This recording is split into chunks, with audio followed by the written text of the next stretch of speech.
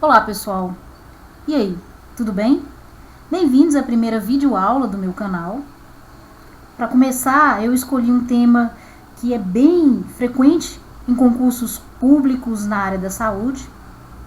Então nós vamos fazer um breve resumo sobre as políticas públicas de saúde e história do SUS. E aí, vamos estudar juntos? Bem, pessoal, a história de saúde no Brasil começou desde a época do Brasil colônia, onde o acesso à saúde individual era privado. Portanto, só tinha acesso à assistência à saúde aquelas pessoas que podiam pagar. Os ricos, eles eram tratados pelos médicos de família, que geralmente acompanhavam o ciclo de vida dessa família por várias gerações.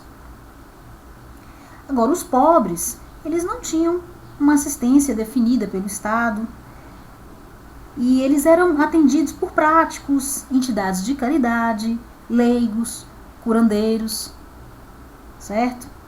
Essa situação, ela permaneceu imutável aí até o final do século XIX, início do século XX. E aí ocorreu a implantação de uma nova Constituição, a que foi chamada de Estado Liberal. Esse período ele foi marcado por uma enorme desigualdade social aqui no Brasil. O dinheiro ele concentrava na mão de poucos e a maior parte da população brasileira ela não tinha dinheiro sequer para custear um tratamento de saúde. Paralelo a isso, o Brasil ele vivia também um momento de grandes epidemias. Malária, febre amarela, gripe espanhola. E o governo, como não garantia assistência à saúde individual aos cidadãos dessa época, ele investia em assistência coletiva através de campanhas de vacina, por exemplo. E nesse momento instalou-se um modelo chamado de sanitarismo campanhista, o modelo das campanhas sanitárias, que foi criado por Oswaldo Cruz e foi coordenado pelo Departamento Nacional de Saúde Pública. Nesse modelo criado por Oswaldo Cruz, teve um episódio que foi marcante, que foi a revolta das vacinas. E esse episódio, ele foi marcado por causa da utilização de meios repressivos por parte do Estado para realizar meios de combater essa epidemia através da vacinação, a vacinação em massa da população. E essa vacina, ela foi imposta, por meios abusivos e repressivos. A população ela foi obrigada a se vacinar. Isso, então, gerou uma revolta que marcou bastante esse período.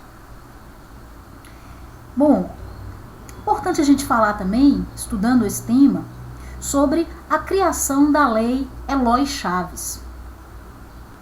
Mas para a gente entender essa Lei Eloy Chaves, era importante a gente entender também que além da desigualdade que foi imposta pelo capitalismo, uma outra questão chamava a atenção do sistema, que era a precariedade das relações de trabalho que existiam. Não havia estabelecimento de jornadas de trabalho ou de piso salarial, salário mínimo, condições de trabalho. Não havia nada estabelecido em relação a isso. E isso gerou, claro, uma grande insatisfação dos empregados dessas grandes empresas, empresas de minério de ferro, empresas de carvão. Gerou, é claro, uma insatisfação muito grande. E esses trabalhadores eles começaram então a se organizar e a criar movimentos sindicais de trabalhadores. Com esses movimentos sindicais de trabalhadores, houveram muitos ganhos. Um dos ganhos foi essa lei, Eloy Chaves. Só para título de curiosidade, Eloy Chaves ele foi um deputado que foi responsável pelo projeto de lei, certo? Então essa lei ela foi elaborada em 1923. E essa lei criou então as caixas de aposentadoria e pensões. Bom, mas vamos falar um pouquinho sobre o funcionamento dessas caixas de aposentadorias e pensões.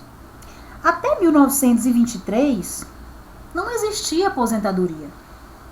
Os trabalhadores do mercado formal e também do mercado informal, eles tinham que pagar tributos, impostos, taxas, contribuições, que eram obrigatórios, eles tinham que pagar, e esses impostos, eles eram depositados, e essas pessoas que contribuíam, elas não tinham retorno dessa quantia investida, né? Não tinham assistência à saúde, não tinham aposentadorias, não tinha pensão, ou seja, não tinha qualquer benefício, certo? Era um dinheiro que era depositado e que não tinha retorno direto para eles, mas eram obrigados a pagar. Todas as pessoas do mercado formal e do mercado informal eram obrigados a pagar os seus tributos. Com a criação das caixas de aposentadorias e pensões, que ocorreu em apenas algumas empresas, a primeira empresa que implantou foi a empresa de minério de ferro, o que era feito? Os empregadores e também os empregados, eles contribuíam, né, com um valor, com uma quantia para essas caixas de aposentadorias e pensões. E à medida que iam se passando o tempo de contribuição, né, quando aquela pessoa precisasse, né, por uma questão de saúde, ou no caso de aposentadoria, de pensão, aquele benefício seria retornado a essa pessoa. Então, a caixa de aposentadoria e pensão era financiada pelo empregado e pelo empregador, conforme eu falei. Ele era bipartite. Uma outra característica é que era opcional. A pessoa não era obrigada a contribuir nas caixas de aposentadorias e pensões. Ela era obrigada a contribuir apenas no pagamento dos seus tributos. Uma outra questão é que as caixas de aposentadorias e pensões, elas eram apenas para empregados do mercado formal. Os tributos eram pagos por pessoas do mercado informal e também pessoas do mercado formal. As caixas de aposentadorias e pensões, elas não tinham vínculo nenhum com o orçamento da União. Totalmente independentes. E qual era a finalidade? Era a concessão de benefícios, aposentadorias, pensões e também a prestação de serviço, assistência médica e farmacêutica, que era prestada aos empregados e também aos seus dependentes. Bom, pessoal, por hoje é só. Eu continuo esse tema num próximo encontro.